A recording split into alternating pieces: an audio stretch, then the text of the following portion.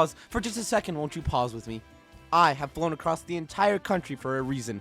To come to this one hotel. New Yorker Hotel, located in the heart of Manhattan, New York. I'm here for a reason.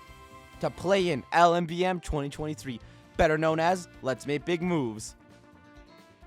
Huh? What do you mean you don't know what LMBM is? Huh. Alright, let me explain. I'ma call up a friend of mine. His name is Cact. He's one of the head TOs at LMBM and a great dude overall. I'm sure he can help me explain what LMBM is to you. I'm wondering if I can ask you some questions. Yeah, do your thing. Sweet. So, I guess to start with, the best question for you would be, what's your role in this entire tournament? Like, what do you do? So, my exact role is I'm the head TO for the event. So, I oversee all the tournament operations. So, that's the bracket, the pools, seating, schedule, all that fun stuff. Anything that touches bracket, that's my job. Might I be able to ask about the event Let's Make Big Moves? Yeah, totally. It's been a flagship series for Tri-State for a long time and EMG, you know, it's obviously it's another big ultimate major. It's a really big deal, but I think especially it's a major. Really, it kicks off the new year. It's a major with the homies. It's a really good time, and it's not.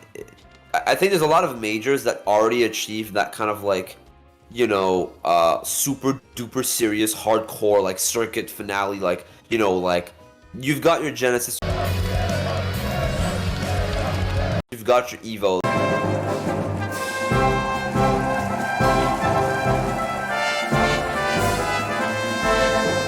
right? But I think LMBM is more of an event to have to really bring everyone together, to have the homies together, and to really have like a good vibe, and you're here to have fun, and I think that's what the event is about.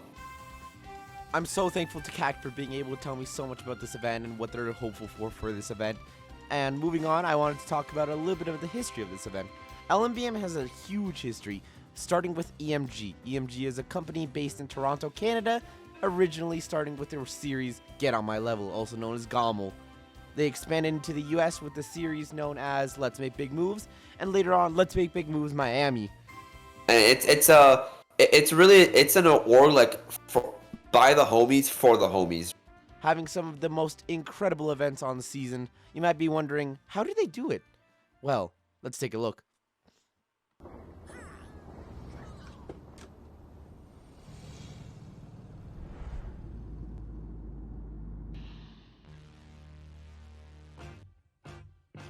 I'm seeing a promo video. Tell me about this promo video. Who'd you get to make it, and what was the idea behind it? So we work with a guy. His name is Papo. He's an amazing 3D guy. Does some really amazing work, and we've been working on it with him for a couple of the EMG trailers. And I mean, you know, New York, like LMBM is in the heart of New York. It's in Manhattan, right? And it's right after New Year, so we really wanted to capitalize on that, get that kind of like New York feel. And especially, you know, the clock strikes midnight. You know, the whole New York City nightlife. Like, we really wanted to encompass like the vibe of New York City into that trailer and kind of mix in with the Smash theme, and I think it really worked out well. I think the trailer's like really unique and really, really dope. Now, first things first, you gotta make sure the players actually know your event's happening. You gotta market it out there. An established staple like LMBM doesn't have to establish itself as anything more than an incredible tournament, an incredible experience, and an incredible time and place to be.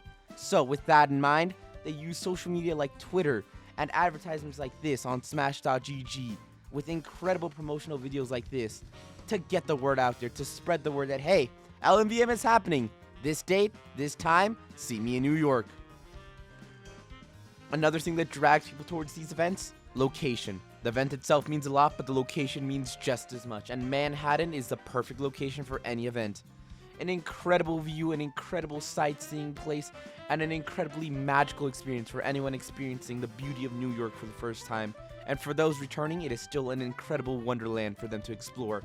Around every corner you can find local food shops that you will not find anywhere else, sights you have never seen in your small town, and even things on TV that you might have seen once or twice, such as Times Square, where the ball itself drops on New Year's Eve. Another big thing we can't forget about is the venue itself. The venue being held at New Yorker Hotel. How did you guys get that to happen? How did you guys find this venue? How did you guys, I don't know, get the money for the venue? How did you convince them to do this discount price for all the Smash players coming in? So obviously we have a lot of different like partners that we work with. So one big partner we work with is they're a group called Andromeda Consulting, I believe. And they do a lot of the negotiations with venues and hotels to kind of get you like the right rates and get you like discounted prices and whatnot.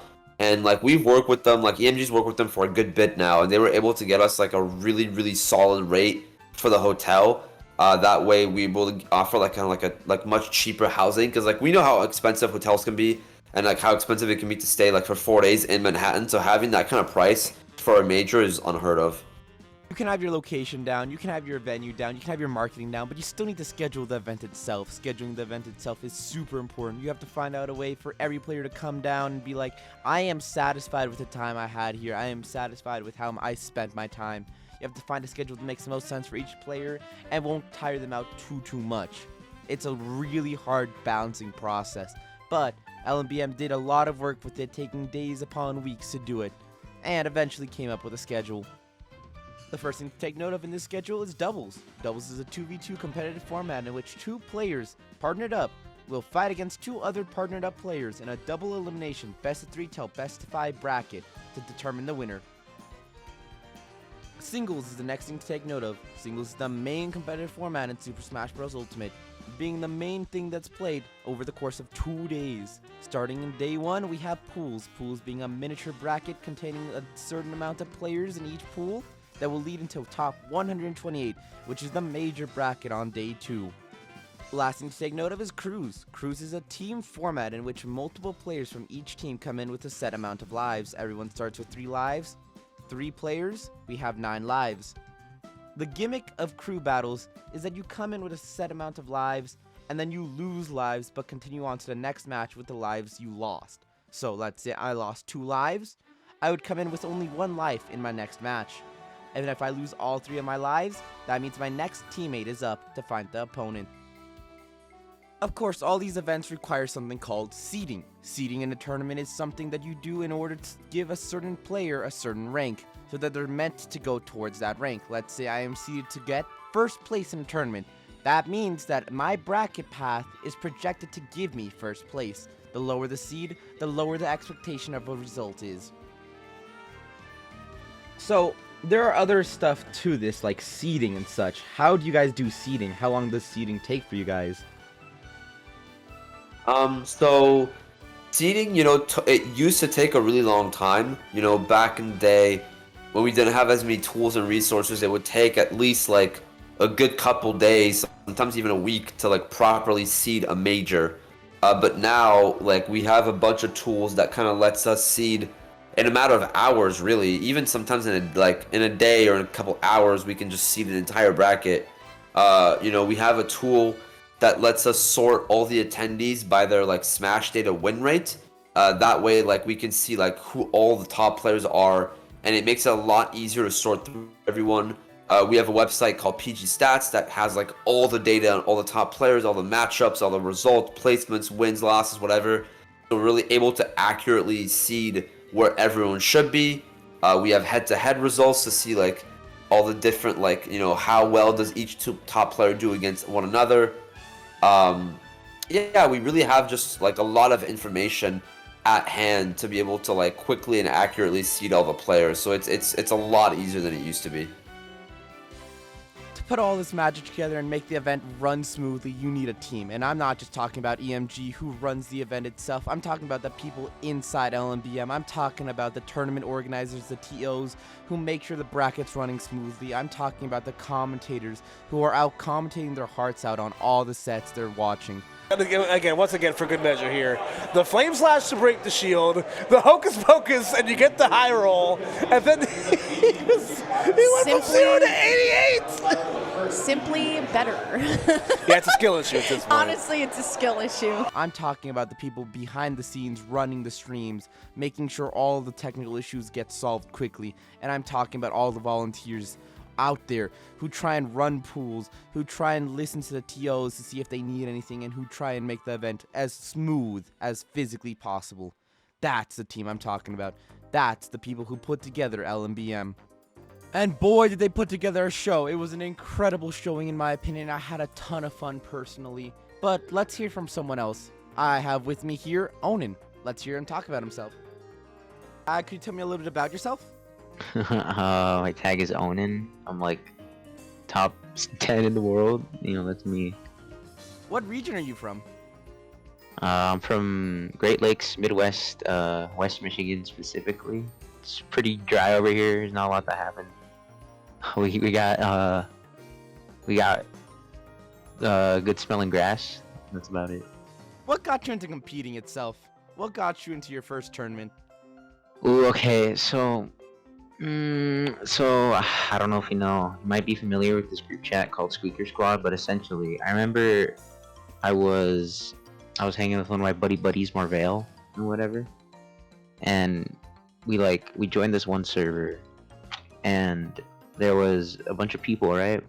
And so we made the group chat Squeaker Squad so we can like have our own little discussions, and then you know, they entered tournaments, and I was like, what's a tournament? What is that? And then they had to explain to me, and then I was like, oh, well, I would like destroy both of you in like both of those. And ever since then, I was like, I had this ego of just like, okay, if I outplace them, I'm better than them, like automatically.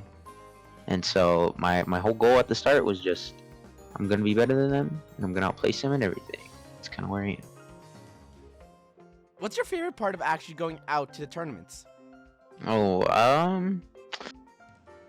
it's definitely not the tournaments themselves, if I'm gonna be real. Like, I love, like, okay, going to tournaments is cool, like, traveling and whatnot is pretty cool. But, like, that's what makes it cool, is, like, the actual, like, traveling aspect, you know? But, like, actually, like, going to, like, or, like, playing in a tournament and, like, you know, competing and stuff, it's, like, okay, you know, it's, you know, I do that, like, every week. It's, like, whatever. It kind of gets boring after a while. But, like, actually, like, being there and exploring places and seeing my friends, too, is what, like, that's what I care about when I go to a major. And like my experiences like competing or like just going to majors, like the best parts usually never come from like actual tournament. Like the best part, like the only like exception was winning SmashCon, and that was it. Your favorite parts of LMBM? Oh, okay. Favorite part was probably after like the tournament itself. Like we got done, we watched top 8, and then we just went back, played randos for like 3 hours straight. But like a lot of things after the tournament, which was like, I don't know, that's what made it fun. It was Luma's birthday, and we went out go eat sushi and whatnot. We all sang happy birthday to him. We all like had fun, we made jokes, and it was really fun because it was also his birthday, and it was like, okay, yeah, cool, we have something to like celebrate. That was definitely like the most memorable moment for me, at least. Would you recommend LMBM to somebody who, say, wants to go out to their first major or experience a major? Oh yeah, for sure. It's in a pretty nice area. I want to say nice, but like it's in like one of the like more like popular areas of the world. Like it's next to like the Empire State Building. It's like literally in the heart of New York. Like Times Square is around like somewhere around there. There's a lot of food choices. The tournament the TOs were really cool. I love the TOs. Cag and Max were like my two favorite TOs. I love going to their event. If you're going to like your first major, I would say like, yeah, you know, if you're like living in the east side, like in, you know, you want to go to your first major, I'd say LMBM is like always like it'd be a pretty good choice. But if you're like west side, What are you guys hoping from the players that are coming? What do you hope they leave with? You know, we just hope that they leave with good memories. They leave with a good time, and we just hope they want to come back next year. That's all we hope. We just want them to have a good time and to just enjoy the bracket and enjoy the event.